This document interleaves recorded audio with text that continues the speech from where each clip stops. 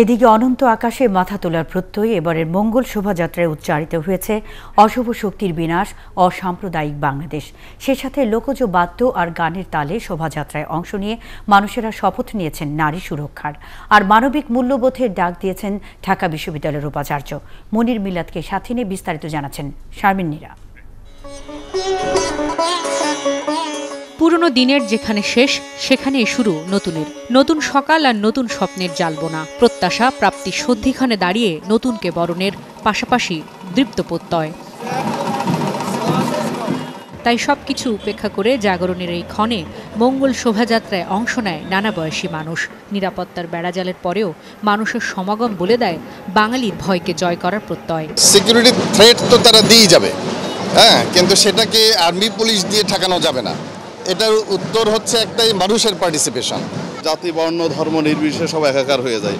এসব জায়গায় সংখ্যাটঙ্ক আসলে কোনো কাজ করে না। বাংলাদেশে এমন একটা দেশ যেখানে আমরা ফ্রিলি সব জায়গায় ঘুরতে পারি, সো সন্ত্রাসের কোনো জায়গা নেই। শোভাযাত্রা শুরুর কাল পেরিয়েছে 3 দশক। এই সময় বাঙালির সার্বজনীন উৎসবের প্রতীক হিসেবে এই আয়োজন পেয়েছে বিশ্ব ঐতিহ্যের স্বীকৃতি। বাঙালির প্রাণের উৎসব, মানে বছরে একটা দিন। পয়লা বৈশাখ এসেছে শুভ নববর্ষ।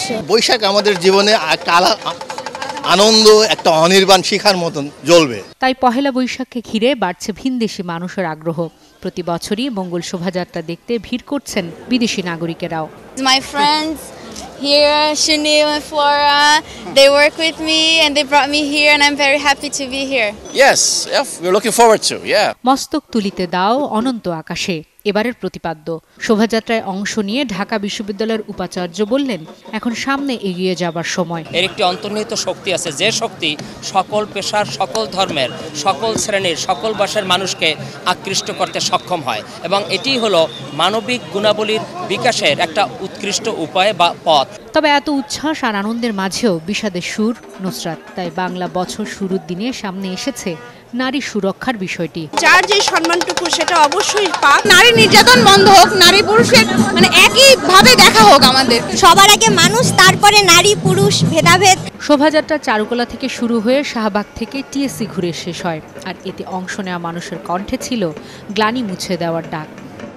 প্রতি বছরের মঙ্গল শোভাযাত্রায় অনুরণিত হয় ভিন্ন ভিন্ন সুর। এবারও ধ্বনিত হয়েছে নারী আর কন্যা শিশুর নিরাপত্তার বিষয়টি।